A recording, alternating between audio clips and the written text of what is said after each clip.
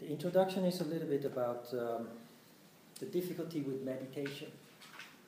Meditation is a very refined process of which eventually you should stay out of the process. And this sounds very strange because meditation starts, of course, with a lot of effort, exercises, mind control. But in the end, it is all about surrender. Just accept it. It is because you fail to surrender that your mind continues to be busy with things not related to the meditation.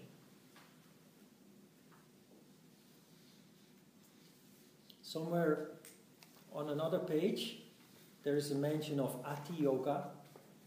I don't know exactly where that word comes from. I heard it from Ajita. But it's what I have tried to explain on a couple of occasions, that we are doing so many things, following such an elaborate schedule of exercises and techniques and studying all these philosophies. We have 3 books, at least 3 complete books that we are studying from front to back. In the end, you can throw everything out the window. Ati Yoga, which means first yoga, or that is just the most simple form of yoga, is when you have become totally intuitive. Yoga has become you and you have become yoga. And everything you do, think, act, is totally in line with yoga. There is no mental activity anymore. You don't have to think anymore. Oh my God, how am I going to approach this? It just all happens naturally. Second nature. That is Ati Yoga. That's when life becomes a lot easier than it has been before. The principle of Sukha occurs in everything you do, also the difficult things you do. Sukha means easiness.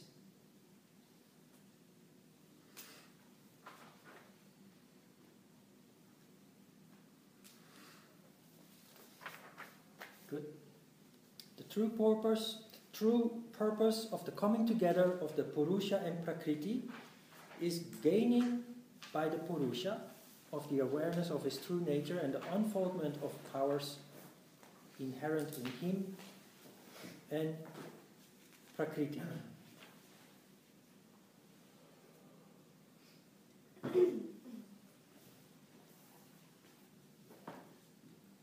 When we were divine, we had not manifested in a body yet. At some point, we became disturbed by vasana, subtle desire. The sattva of the energy that we are started to fluctuate between tamas and rajas. Eventually that fluctuation became so strong that it flipped over and turned into an anu, an atom, and that is the time that you started manifesting into flesh and blood, bones, subtle body of course too, brain, mind.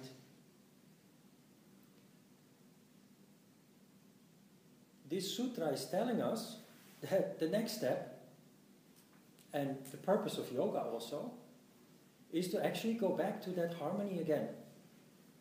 And away from this manifestation into matter. Back to divinity. So, we have come across this before. It is the story of the reincarnation, the eternal cycle of reincarnation that most souls are subjected to. So, in general, it is a generalization, nothing is absolute or static, but in general, people stay stuck in this eternal cycle of reincarnation because they do not grow, they don't evolve, their soul doesn't evolve. Because they live in ignorance.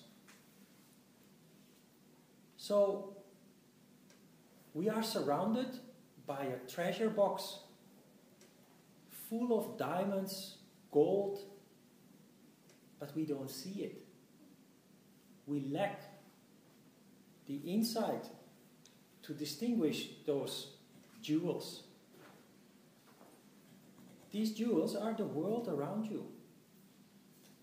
The world around us is there to stimulate us to grow, to learn, to evolve, eventually reach enlightenment or liberation, and then not have to come back anymore. So wise people, people like you, hopefully I'm included in that, we learn from our mistakes. We have started to look at our mistakes. We put our ego and our false pride aside. Look in the mirror, honestly, truthfully, trying to piece together our experiences, trying to see the logic in all of it. Eat a little bit of humble pie in the process and try to not make the same mistake again ahead of us in the future. So it's a long process of falling down and standing up again, and each time learning a valuable lesson as a result of your confrontation of Prakriti, the material world or the world of matter. The reality with most people who are not so wise is that they become a slave of Prakriti. They become a slave of the world of matter. And they think that that is the most important in life. To gather Prakriti, to gather material, to undergo the material just for the material, not for the experience, for the lesson that is embedded in it, because they don't see it. So the wise person uses the world around him, her, to experience, but the difference with other people is that you do that fully conscious of what is happening, fully conscious of yourself, how you react, etc.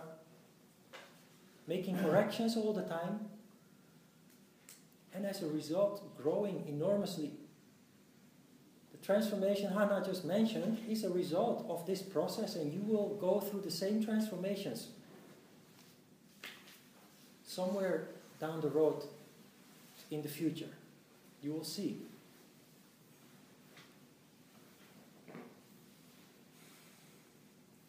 If not in this life, you will be born in next life, provided, of course, that you believe in incarnation, reincarnation. I leave that somewhere in the middle. That's up to you to decide. But the logic is there that if you reach some level of enlightenment in this life, it's not enough to keep you up there, to stay there. You will reincarnate again. But what you have achieved in this life, you will bring with you. The circumstances, the family, the country, the culture that you will be born in next life will be totally in line with what you have achieved. The circumstances in which you will be born will be designed to put you back onto that path where you left in the last life. That is how it works. Evolution.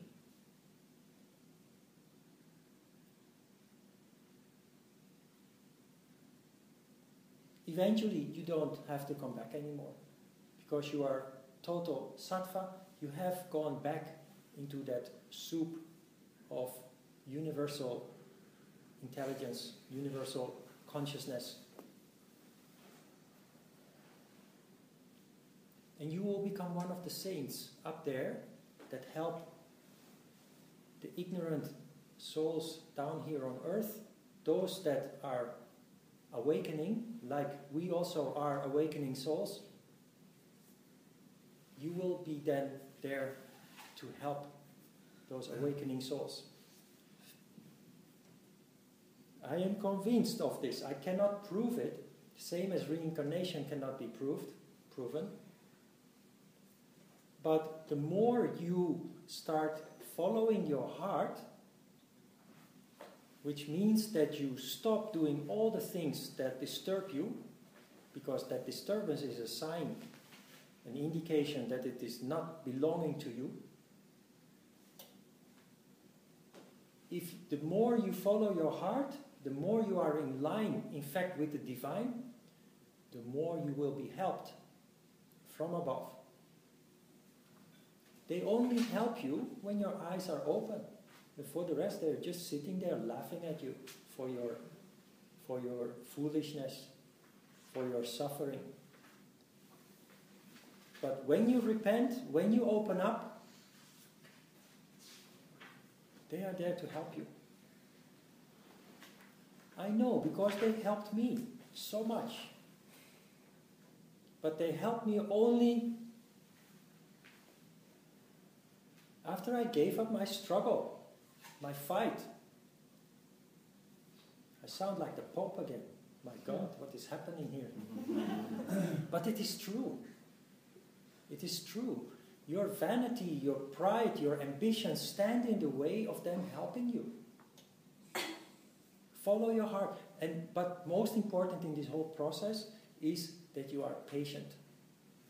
Keep yourself busy with what really counts. And the rest is all a consequence of that. When the time is right, they will throw good things at you. The right person at the right time, at the right moment, the right place.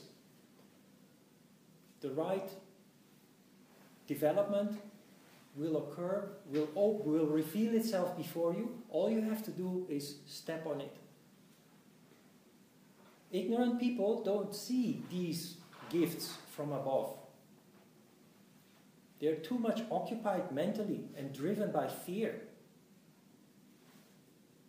You feel when the time is right, something is coming to you, you jump on it and you take that train and you go, leading to your next development, next stage of development.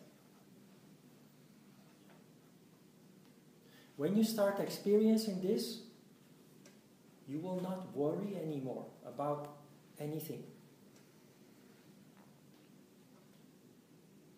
For a long time I have been experiencing this, but I have been afraid for a long time to actually tell you this. Why? Because I'm scared too. I'm afraid that if I tell you confidently that it works like this, that tomorrow I fall on my nose and you are all laughing at me. Ha ha ha. Remember what you told us yesterday? Look at you now. I made mistakes, of course. Everybody does. But it becomes more and more perfect. And I'm so convinced now, still I can fall on my nose for sure. I am about to fall on my nose, I think. But with my eyes open, that's even more foolish. But you know, in Holland we say if you don't shoot, you never hit the target. You never know whether you would have hit the target.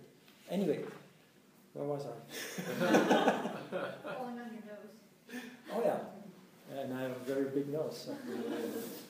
So. Sure, I will fall on my nose again, but I have been blessed to receive so many progress, so much help from above that I can now really confidently tell you about this, because it really works. All you have to do is accept it, open up. And yoga gives you all the tools to do so.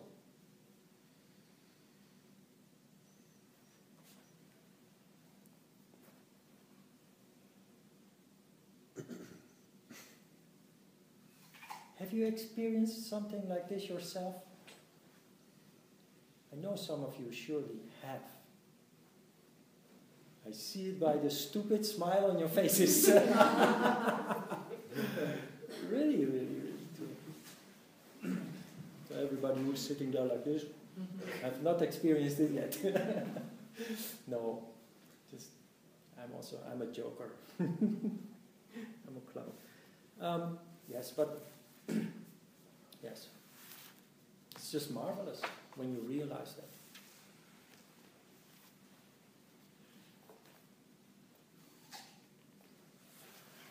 And people will say that you are crazy too. Like people say that I'm crazy. That's okay. They don't know what they are missing. Life is too short to be miserable.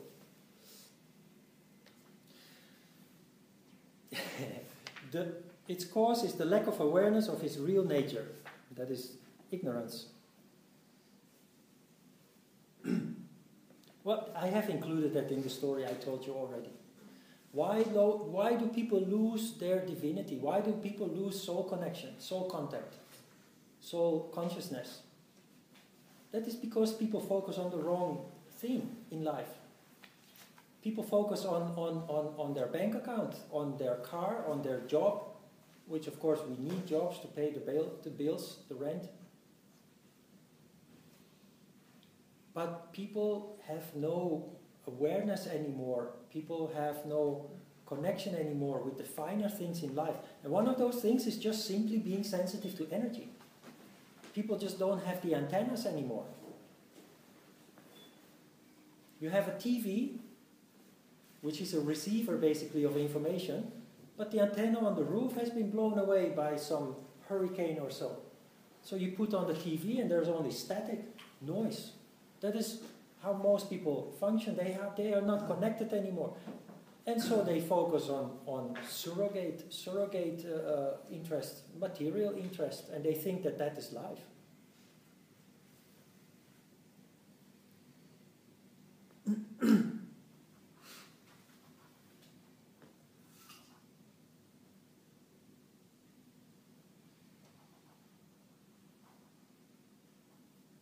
Yeah. What is interesting also is the idea that yoga in the past was the basis for further development in any other direction. You know by now, you have experienced yourself that yoga leads to a certain development, including your intellect, your intelligence, and so your basic education exists out of yoga practice to bring you to a certain level of functioning, and then you choose a direction like we do. We go to elementary school where we learn a little bit of everything, then we go to grammar school. The first and the second year in grammar school you still learn a little bit of everything, and then you have to choose which direction do you go, science or languages or history and geography. It was like that with yoga too.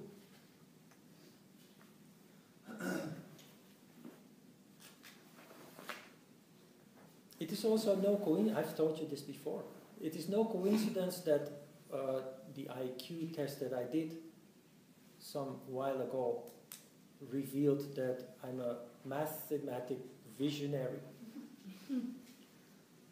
It's really funny because I didn't do that test in a planned way. I was reading a newspaper or something, and I clicked a link. This test appeared, and I was drinking a glass of wine even while doing the test. It was just incredible. The score was very high, and it could have been higher if it had been in Dutch even. That is the result of yoga. I'm not such a clever or smart guy, but very deep insight as a result of this. In the past, science was practiced by spiritual people. It is not even so long ago that the church was, how do you say that? Only the clergy studied, in fact. The normal people were illiterate, worked the field. I can't find the word. Anyway, the church was the sole institution of education. Not so long ago. That is just maybe 250, 300 years ago that they lost the soul, what do you call it? Thing on education. Monopoly? The exclusive monopoly on education. That has always been in the hands of spiritual people. It ended when some clever people, or maybe they were greedy, they wanted to make money, they started printing Bibles. That is where really education started to take off for lay people. Have you heard of Erasmus from Rotterdam? Erasmus started this process of printing Bibles. Germany and England also. The King James Bible was the first mass-produced Bible, I think. It started with Erasmus and then Germany and England. And there was a lot of resistance, you can imagine, from the church. They didn't want people to be educated and become clever, because they feared what has actually happened. We are a product of what happened 300 years with invention of press, industrialized book printing and spreading of the Bibles. We are emancipated. We are, at least to some extent, liberated. People were very fearful of the pastor. Not even in the 50s of the 19th century, 1950s, 40s, people were very in awe of the clergy, people.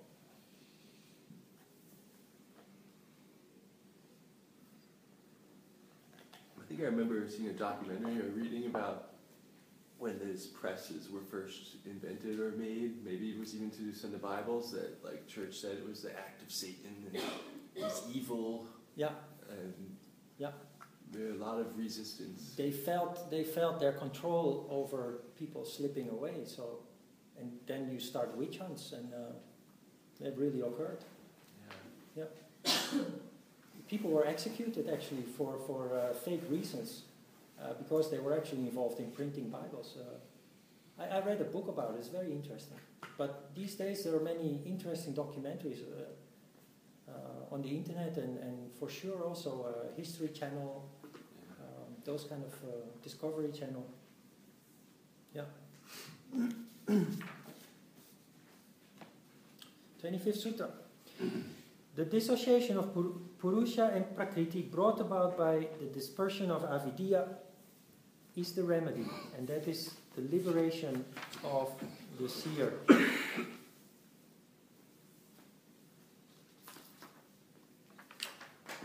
Yeah, I think this sutra is clear. How, the concept of liberation seems like, just as enlightenment, seems like an elusive kind of concept from a fairy tale book. It is not. One of you, I remember, I don't know exactly who, but somebody asked, are you enlightened? It's a stupid question. But you are all enlightened already. You show that you are not enlightened when you say that about yourself. So what can I say when you ask me such a question? I will probably say, no, I don't remember what I said. But you are all already enlightened. Some a little bit more than others, but enlightenment is that you start seeing things that ignorant people don't see. That is light. Liberation is that you free yourself from dogma, from your identifications, which are very powerful. People don't realize, but are very powerful. Identification with your name, your culture, your nationality, your family, etc., etc. Very powerful identifications that put you in a prison, that keep you, that prevent you from evolving, from growing.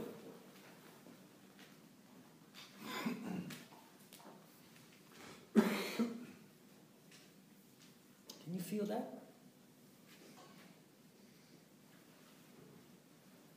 The death of my two brothers, forgive me for saying this, but has led to some form of liberation.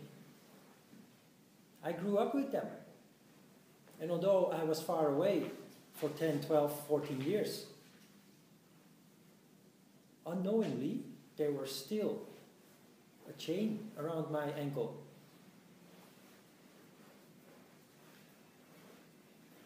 Terrible to say such a thing, isn't it? But that is just ego giving it a judgment, putting a label on it. It's just an observation. It's just an observation. So I'm not saying that I'm happy that they are dead. Don't misinterpret my words and tell your friends tomorrow, look what my yoga teacher said, he's happy that his brothers are dead. Absolutely not. That's ridiculous, of course. That's just how life goes. And the realization has only come to me recently. When I started to open up a couple of months ago, really a big breakthrough, that is when I started to realize what has kept me from breaking through. And that was one of the factors. Another factor was my 3-monthly trip to the immigration office. And there have been a couple of others also. Liberation is really that you are totally free to express yourself, to do what you have to do. And the problem with this is that you are not aware of it. And it is very, very difficult to be aware of it. It helps to have a teacher or a book that can give you some idea what the opposite of liberation is. What it is that keeps you imprisoned and keeps you from reaching your full potential. And for the rest, it is a matter of experience and insight. And most of you, not all, sorry, Jiyoung and Suyeon and Sonyu, you have lived abroad for quite a while, haven't you? Yeah. Most of you, because you have left your country, you have a little step ahead, because you have, in a sense, liberated yourself, probably unknowingly, but you tear yourself loose from various shackles when leaving your country for a prolonged period of time. I'm not talking about a 2 or 3 week vacation on a nice tropical island, but really staying away from everything that is comfortable and familiar for a couple of years.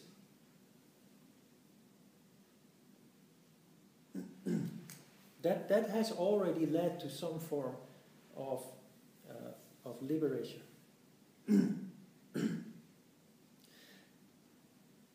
26 is an advice. The uninterrupted practice of the awareness of the real is the means of dispersion of avidya. Avidya is ignorance. This sutra is urging you simply to keep your eyes open.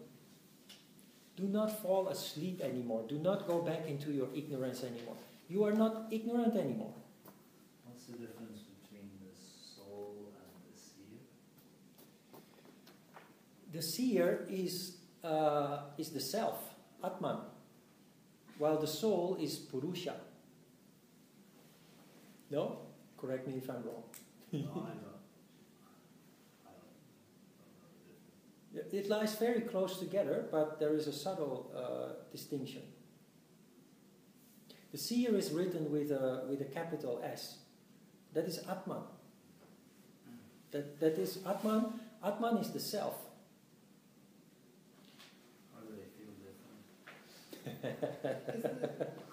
Ron, is the seer the part of you that's like part of this world, and the soul is part of you that's part of like the, like energy and that kind of thing? Is it like the seer is more practical? The soul is a ball that surrounds the self. Mm-hmm. So the self is part of the soul. The soul is a bigger entity. a more complete entity. To your question, I cannot give an answer. It is a matter it is a matter of developing such refined sensitivity that you do distinguish. But even then, when you are on high levels of consciousness, you don't say, this is my Atman speaking to me, or this is my Purusha speaking to me. The moment that you do that, you fall out of that condition. And remember the story of Buddha, the conflict that he had with the Pandits, or the Pundits, the scribes. One day several scribes visited Buddha, challenging him to explain what is Atman. And Buddha's answer was, Anatta, Anatta, which means no Atman. They misinterpreted that as Buddha saying it doesn't exist. But what he meant is, do not think about Atman, because it is impossible to comprehend. Just close your eyes and be silent, and maybe you are lucky that you will function in Atman.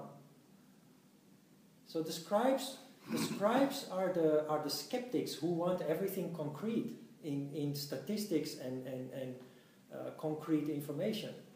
But spirituality, you cannot catch spirituality in, not always at least, into concrete statistics and information. You really have to trust your intuition on it. You have to feel it. Yeah, that's what I mean. But if you feel it, then you must feel that there's differences between one and the other. But you know, there is no label on it that says, now it is my Atman speaking to me. And they lie very close together. Between the mind and the soul, there is a very huge difference that even many people find difficult to distinguish.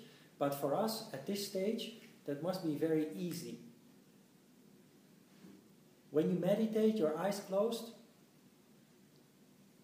you hear the chatter of your mind. And you know that it is your mind. At the same time, you also feel that there is other information coming in, which is more based upon feeling. That is more direct, more insightful also. All the chatter that goes on in your mind, 99.9% is useless. It's not telling you anything. But there are those pieces of information coming in that reveal new things to you, give you deep insights in certain things. And that is very clearly not from the mind. But, you know, there are so many of those bodies, and when they lie very close to each other, like Purusha and Atman, I wouldn't even be able to explain it clearly. I would have to kick you out, like Buddha was kicked out. Or you have to kick out me, you have to kick me out. With the seer, Purusha, and Atman, is there anything else? Yeah, there is also Avyakta, which is below Purusha. You have Purusha, Avyakta, which is unmanifested self. The seer makes sense. These two. Avyakta also I can't explain. I asked Ajita what is Avyakta, and he said, well, you know, I've asked other authorities in yoga to explain it, and they just said, I'd rather not. They just said, I'd rather not even try. It is so refined, you just get lost, even trying. So if those authorities already react like that, what am I supposed to say then about it? I guess you have to figure it out yourself. Sorry.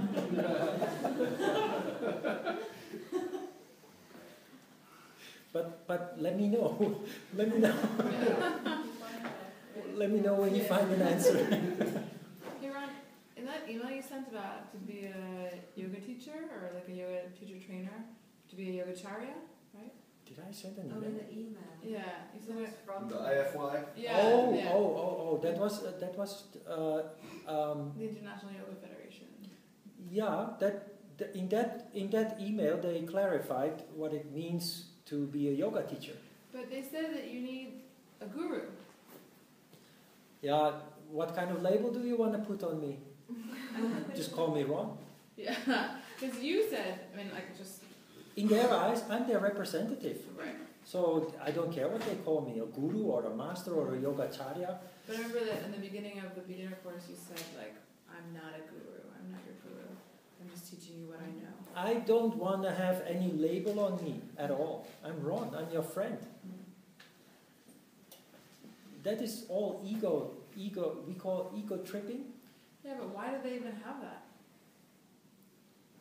That is because people don't. Why does the Pope wear a curtain around his body with a strange-looking hat on his head? Why doesn't he just dress like normal people and just say wise things to them?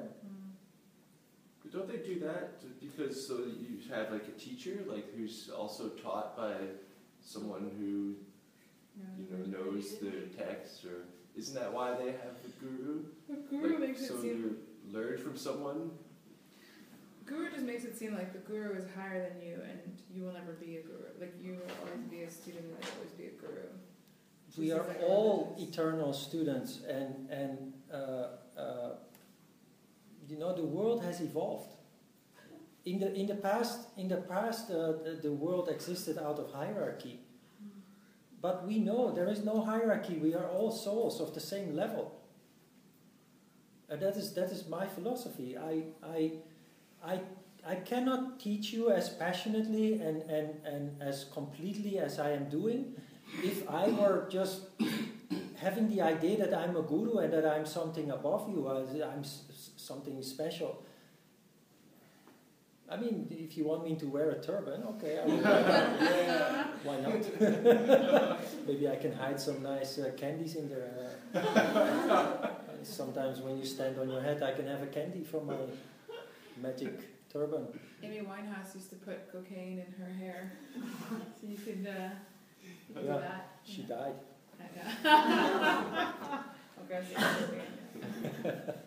No. Forget about titles. Forget about titles. This is all ego tripping. Useless. Distracting. Not necessary.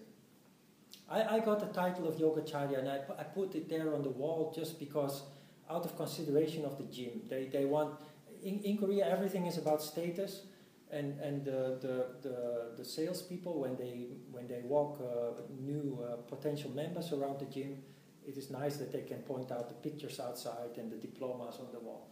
But if you go into another yoga school in Korea, or a taekwondo school for that matter, or a chiropractic clinic or whatever, you can't see the wall. You can't even see the wall. Why? Because there are hundreds of certificates there. Hey, and there is something wrong there. Why do you need 100 certificates to cover up that you have no knowledge? I don't trust those kind of people with 100 certificates on the wall.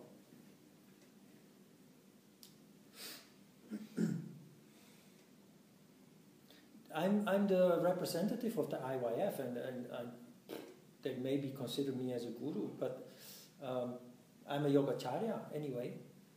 I am. See me? I even have a special haircut of Yogacarya. No, it's not important. Only thing that is important is content, essence. And I think the essence or the content of what I'm offering is not so bad because we have no dropouts. In the basic course, in the advanced course, there are no dropouts. The only dropouts we have is people who have to leave the country like Matt.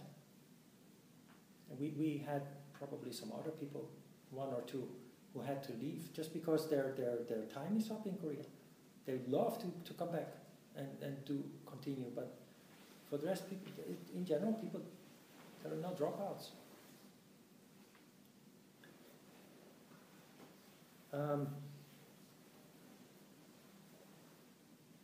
Good.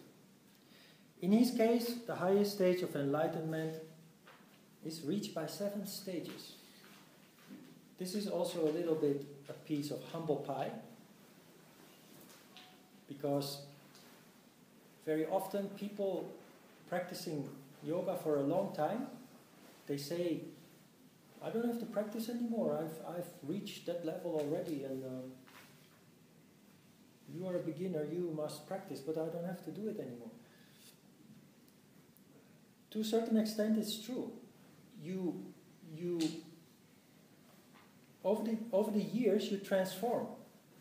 Yoga changes you, shapes you, changes the way you do things. Your consciousness changes enormously.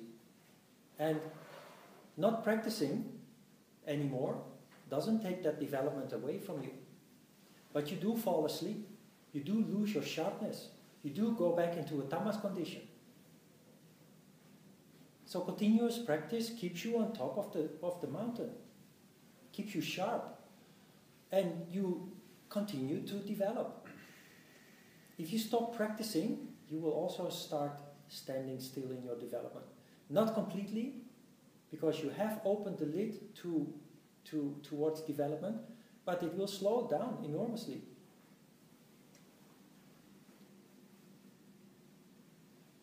So this sutra is telling you to respect.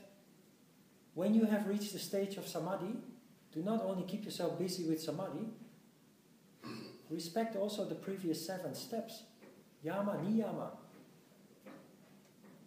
asana, pratyahara, pranayama, dharana, dhyana.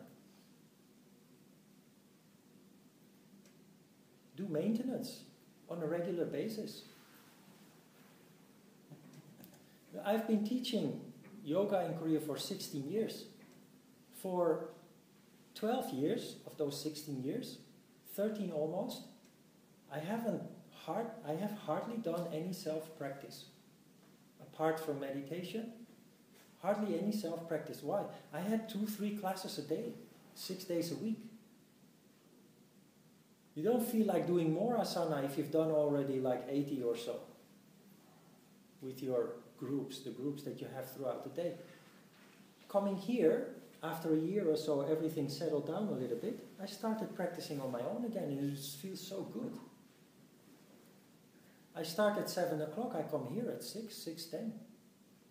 And I practice 30, 40 minutes on my own, doing like 10, 11, 12, 13 advanced poses.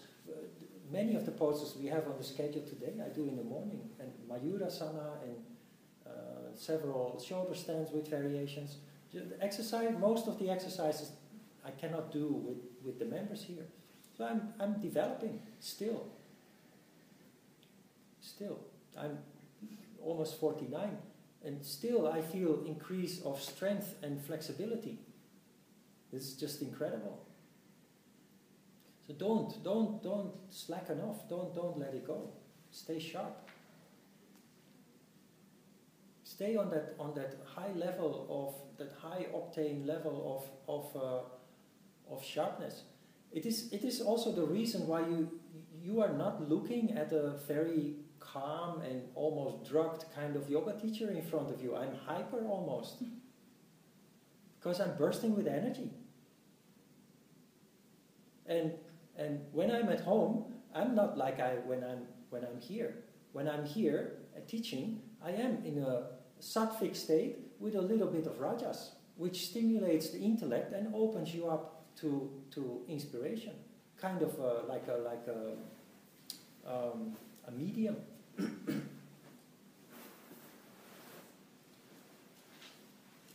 I don't even know what I'm saying to you, because it's not me.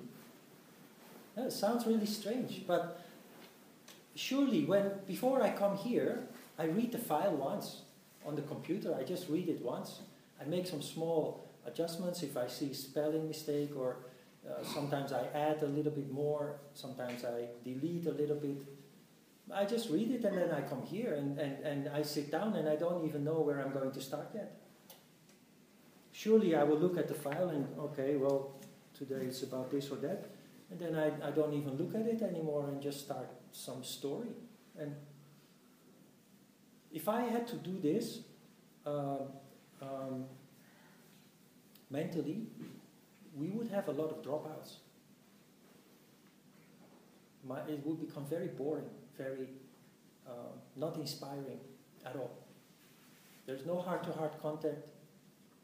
You have to do a lot of effort to pick up something out of it, to learn something from it, have some insight from it.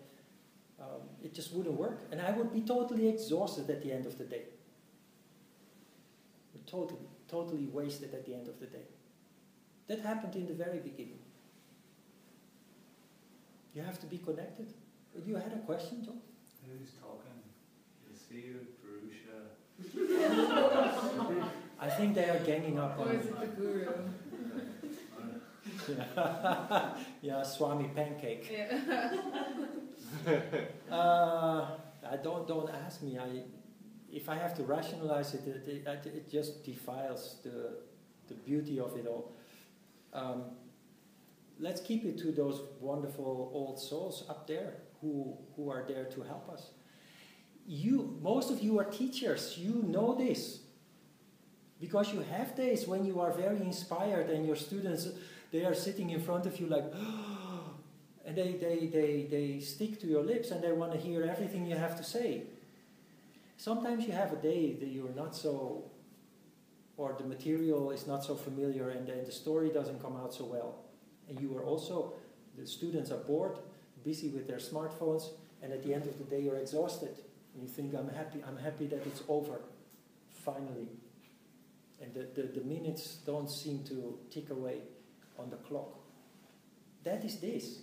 The days that you are really full of fire, something else has taken over in you. It is not you teaching at that moment. You can't stand the idea that somebody else takes control, huh? No, but this is how it works. I've told you, I was very, very shy. And I started working in a shop to somehow get a handle on it, to get a grip on it. How the hell is it possible that I'm sitting here teaching you like this while I was so shy? It's because it's not me sitting here. I mean, my shell is sitting here. But I have lost all these superficial things from the past. All those identifications. Put into practice everything that we are learning. I didn't do that consciously. You just do that by practicing yoga. Do not even think of it. Just practice and you will see. You will have the most wonderful changes taking place. But if you practice with the idea in mind, I want to change and I want to achieve this and that, it will not happen. That is why Buddha also said, anatta, anatta. Just practice. And the journey you go on is just beyond imagination. Just practice. You will see. But your most important asset or ingredient necessary is patience. You just have to practice without actually expecting anything in return, other than just that nice feeling that you have every time you practice.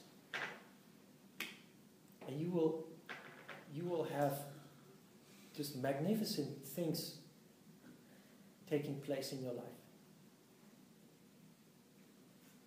So whatever you do, teach, work in a company, have relationships with people, that is life. But stay on this path. You'll be rewarded. Like I feel that I am being rewarded time and time again.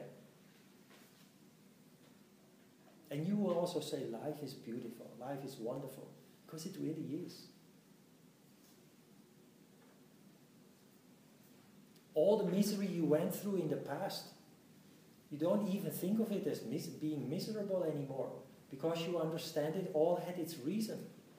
You understand that you were miserable because of your ignorance. You lost your ignorance because finally you ate a piece of humble pie and you started to look inside yourself. investigate, self-study, learn from your mistakes. That is how it all starts. This is an old story. This is an old record with a scratch in it. It continues. I'm telling you this time and time again.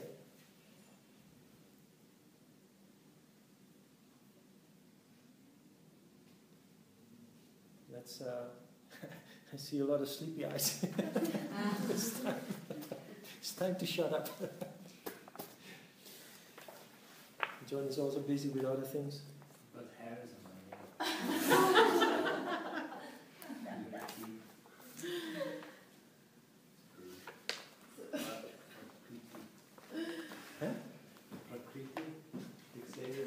Ask Hannah to give you a little more misery and all the hair disappeared automatically. Yeah, sure. You know when you were talking about... Finally, you say something. Sue, please. I was just wondering about what you were saying about having like old souls. So from reincarnation, we go from this level to being saints, I think you said. And you said something about old souls in the soup. Yeah. I was wondering when the soup becomes just its own level, if you know what I mean. Like we just merge with it. Because the way we are now in reincarnation, it all sounds a little bit hierarchical. Yes. The soup. Yes, absolutely is true. like this, yeah. So do we settle down and stop being individual entities inside the soup? Do we just become the soup? Yes. Well, that is a very difficult question. No, I mean, the Buddhas of the past, and there have been other saints, holy men and women, they have indeed gone up into that soup of divinity.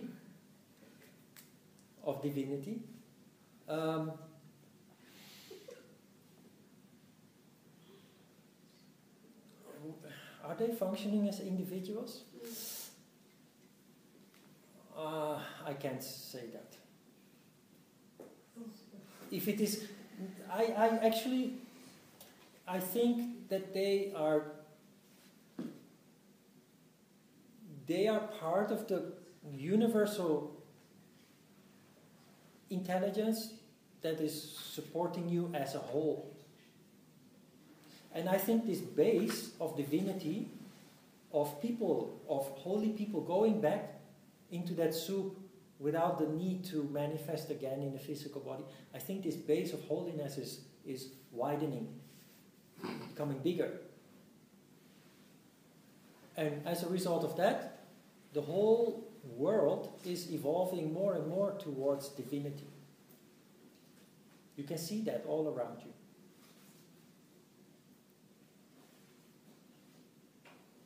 When you look at the world, do not look at the conflicts. Do not look.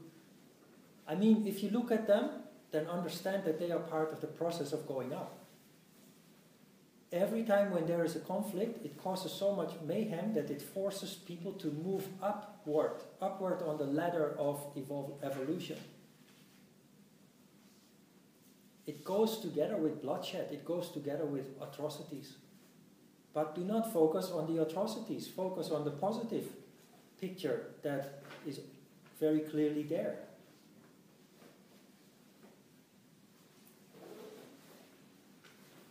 Do not go along in all those conspiracy theories. They are so obvious.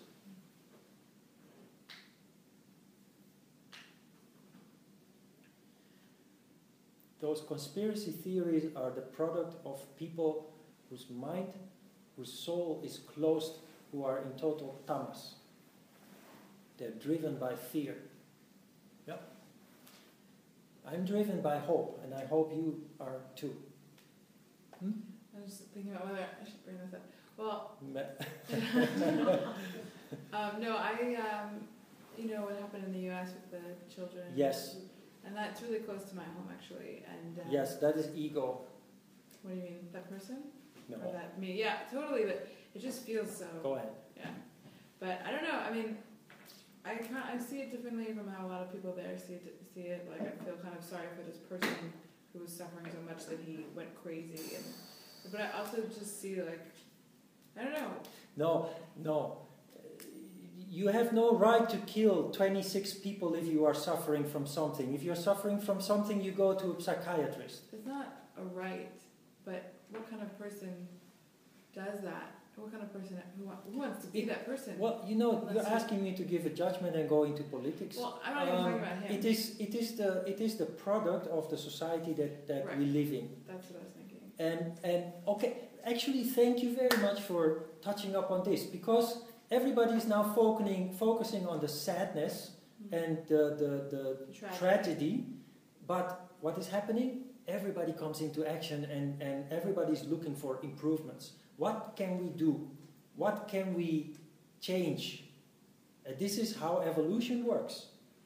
And sadly, tragically, it has to happen as a result of these kind of terrible Atrocities. atrocities. Yeah. I was just curious about. I don't know. Yeah. Do you see what I'm trying to say? Everybody, it's very sad. It's terrible. Your child they were 5 and 6 years old, 6 and 7. or 6 and 7. That is Same thing. just beyond imagination. There was one teacher I just saw in the lunch break. She put all the children of her classroom into a closet, and when this guy came in, she sat there in the gym. So he shot her and went to the gym. All those children were saved. He would have had like 40 victims if he had found them, if she hadn't hit them. But it cost her her life. That's a hero. That's a true hero. Yeah, do not lose yourself. Have respect for the tragedy, but do not lose yourself in the emotion. Try to see the whole picture. Maybe you think I'm cold when I tell you that, well, this leads to everybody coming into action and people thinking of solutions and improvements. I'm not being cold. I'm the last one to be cold. But I'm trying to see light in the darkness. I'm trying to look at the bright side of everything that is happening in the world. All the conflicts, all the wars, all the massacres, they have all led to the evolution of mankind closer towards divinity.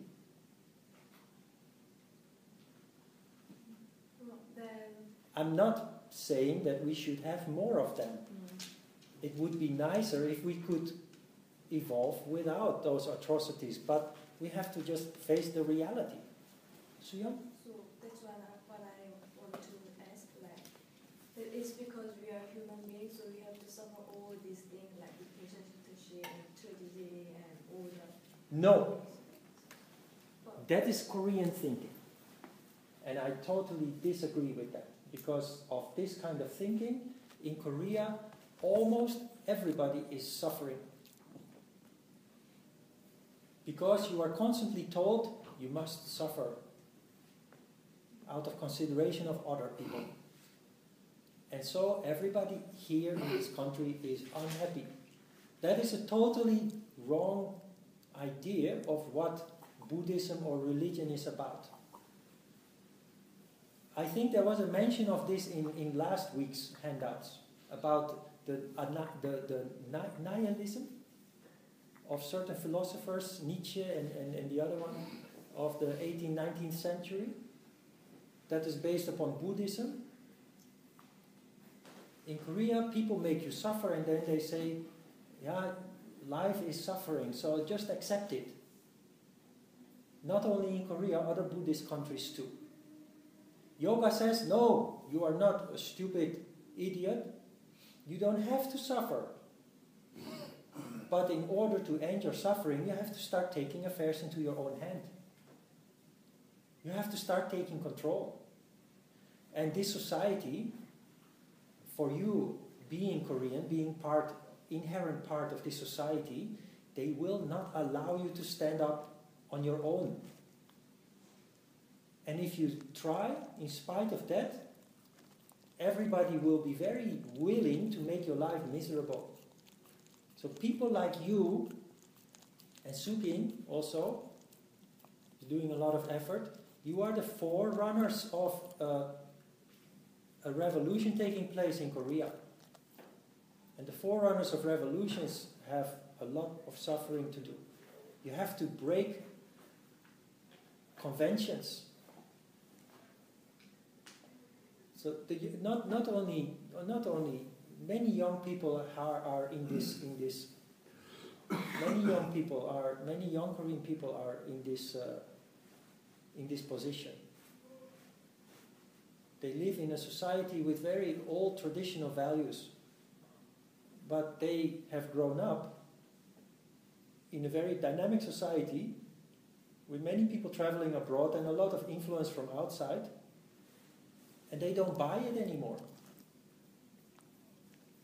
But the forces that try to keep them down, imprisoned, and tell them to suffer are still very strong. But my first answer was no, very strongly, because I'm very abhorred. Don't know if you know that word. I hardly know it myself. Is there an alternative for being abhorred? Horrified. Horrified? I'm horrified by the suffering. Look around you. All Korean people are unhappy. All Korean people are unhappy. Every Korean person that I have met in the 16 years that I'm here has very tragic stories about family affairs, about, they call it best friends, but it is their best friends that cheat them big time.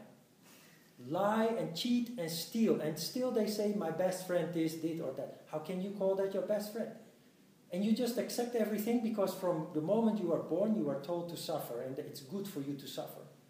Look at all those women who just get married. The first 10 years of their marriage, 15 years, they look so dark and so unhappy and so oppressed. Why? Because their mother and their mother-in-law and their husband probably too tell them you must suffer. Life is suffering. So just swallow it. Just take it. That is your sacrifice. That is your part. Don't.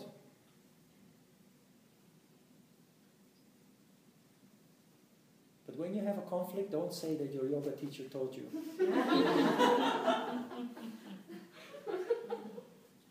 Because then I have a problem. Just blame it on her. And me? Oh, Yeah, you too. yeah. Troublemaker. Yeah. You want to talk. Start a fight now. Yeah, really.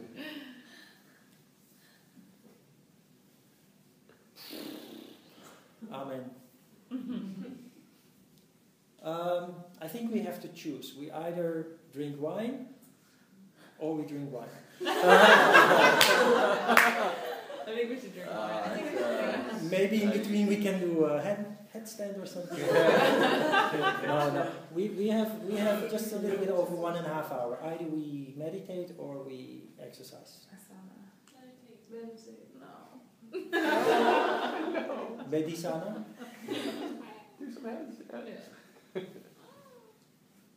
Yeah. Can we do or can we do 10 minutes of asana? Just something. Sure.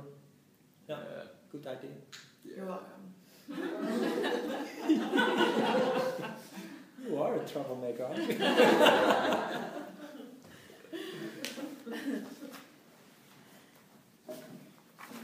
Okay, let's have a short break then and a couple of minutes of asana. Did you talk with Brona? Yeah. Yeah. She's okay. Yeah. She's a very strong personality and that just clashed a little bit yesterday. Yeah. But I know that she knows. Mm. And yeah, it happened a little bit at the very start of the course, and I noticed that she knows she has that capacity, and so she kind of takes it back, but that's eventually. Yeah.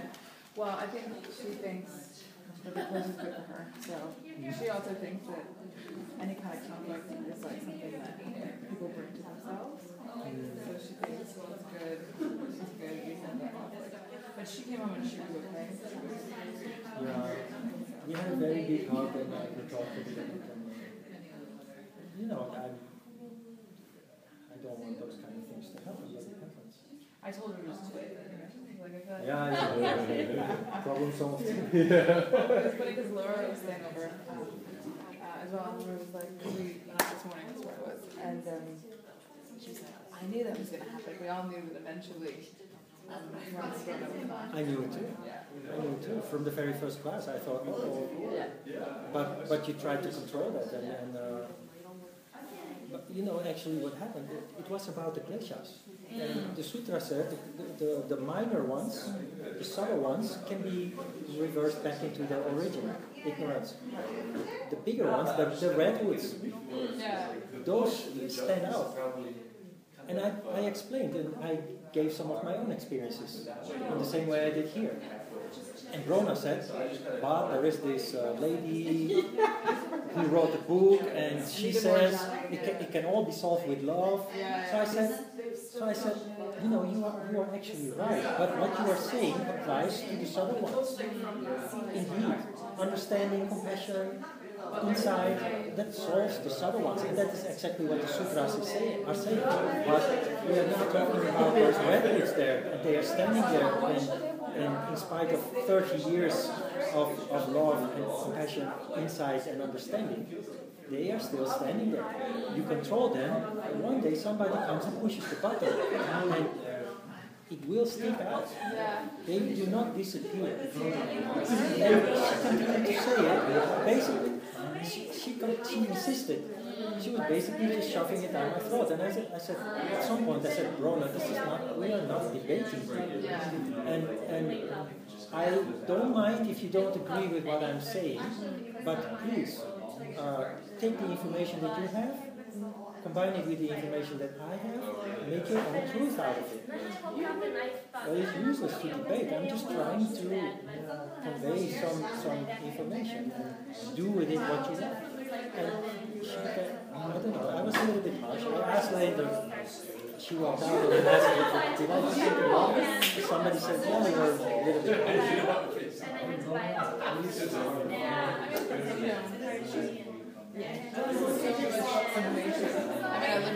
If I'm buying eggs, there's like a book, but for me, like, over time, in the beginning, I felt like too much, like she was always telling me what to do. Yeah, she's a very strong personality. But she's great, now that we have her. I think also yesterday was a really bad day for me. Well, that's what I heard later, but I didn't know that in advance. No, of course. But, she's not angry. I think she said it's good. We had a big hug. You seemed to feel bad that you seemed to feel bad that she was upset. I do. I really don't. That is my attitude at that moment exploding. Yeah. Well, and also she knows, like, she said it's his course. That's what somebody told her. It's his Yogacarya course. So, she's not, I know she's very different from Matt. She's not the same. You don't know Matt. Matt? Yeah, No. Yeah. Matt had no insight in what he was doing. She does. And I noticed that in the very first class. And she's not like Matt at all. But she said... But it does remind me a little bit of what happened last year. And then I think Laura said, someone told her that after she left, she said, I had someone else in my other class, and she's like, do you think God sees me the same way as he sees Matt? And I said, no, I don't. I know No. But it was a little bit similar situation. Yeah. But I know that Brona has insight, and Matt just did it for fun, just to let other people laugh about making me look like a fool. That was what Matt was doing. I don't know what's wrong with him. I've never met him. I've seen him since then. I told him to take your course before he took it. He's not much familiar. Because Matt is just caught up in his ego. Yeah. Because I saw him once when I was coming out of the beginning course. I was going into the 5 o'clock class. I ran into him at a coffee shop. And he was usually really short. We didn't have time to talk to him. And he's like, I wanted to ask you about the course. And I was like, actually, I can't talk right now. And he was like, and he sat down and he was like, oh, of course. And I'm like, I hate you. And so I told him, it's really great, you should take it. You know? I told you were a troublemaker. You're welcome. No, that doesn't matter. I think he learned something from it too, and that's more important. Yeah. Berenger emailed me. Well, of course she's a long time. Berenger. And she just was saying she's having a really hard time practicing yoga, but she wants to. So she said, can you help me with the routine? So I just said, if I feel stuck, I just touch my toes, like, doing whatever, and then I go from there. She should start a little group there in Turkey with some people. That's not Berenger's style at all. She should. Yeah, maybe. I might go see her. But yeah, that's fine. Yeah. I have no negative thought about her at all. I just don't want her to have a negative thought about me. Yeah, no, she wasn't angry. She just was like, what a day. That's what she said. Yeah. Okay. Yeah, she's mature. I told her also, Paula, you're a really great girl. You have a very strong will, and you will turn that into your best asset. You will see later. Yeah. But I don't feel bad about that, but it is just something that you have to learn to control. Yeah, sometimes she's a little bit over the top of it. Yeah. Don't tell her I said that. No. Yeah. No, she's just a very strong personality, and that sometimes goes out of control. But eventually that will indeed be one of her biggest assets in life. I think with her, she has an idea of what's right for people, and but it's all positive. And she wants them to see it. Yeah. But it's like sometimes you understand what she's saying, or this is me too. You might understand what she's saying, but it's just not right for you. Or whatever. That's how I feel sometimes. But she. Brona has. Obviously, she read a lot of books about. You should see our content. Yeah. Books. Yeah. Kind of about spirituality and self-help things. Really interesting. Those kind of things. It is, but this is a yoga class, and the way, what you said, she wants to share what she knows, and so she's just 10 minutes telling something. At some point, I have to break her off. Yeah, and I think to the point that I just want to exchange cushions with her. We sit here and you teach the class. But I think for her, it's not so much ego; it's more compassion. She thinks that it's like relating to people. Like, I was in the same situation as you, and this is what I did, and it worked for me, and so you tried, and it worked for you. So it's from love, Yes, but then comes the point that she wants to shove it down your throat, and that you shouldn't do. You must be free to accept it and apply it, or just dismiss it. Yeah. And that is something she has to learn. Yeah. Well, I think she'll definitely have a few, Yeah. maybe she'll be different. Yeah. When she comes back. Yeah. Sorry, I have to go to yoga. Okay, you do. I don't have to anymore. I'm advanced. Your dog. Can you hang out? Hey, you should come next week to the party. No, I think next week is my first weekend that I can spend with my nice new friend. Heard all about it. Okay, well, consider it. Maybe we come together, but Yeah, you should. maybe we have other things to do. Oh, Ron. Did anyone hear that? I'm going to put that on the Magic Pond blog, the Facebook blog.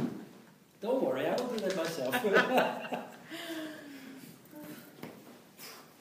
Hot.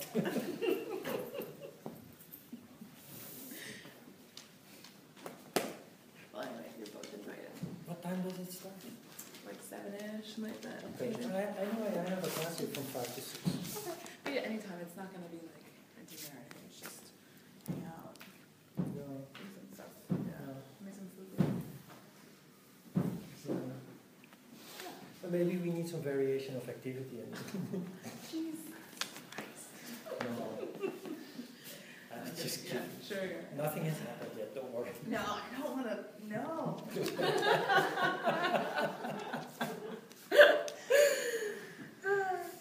Okay. Oh, look, now your dog. Why don't you go and do some handstand or so? Yeah, exactly. We Because your dog's now on my map. Hi.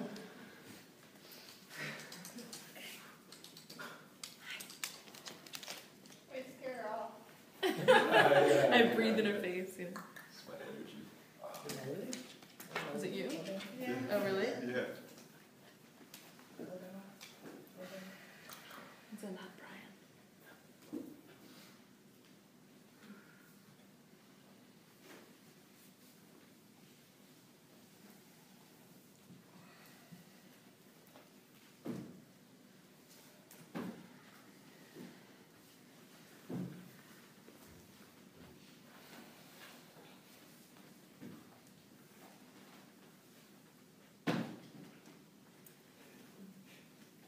Every time you do handstand, you look so wild.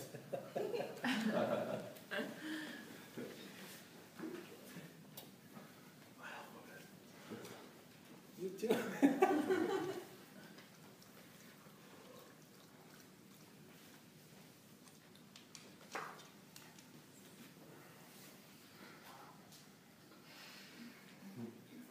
Wow, looks good on you.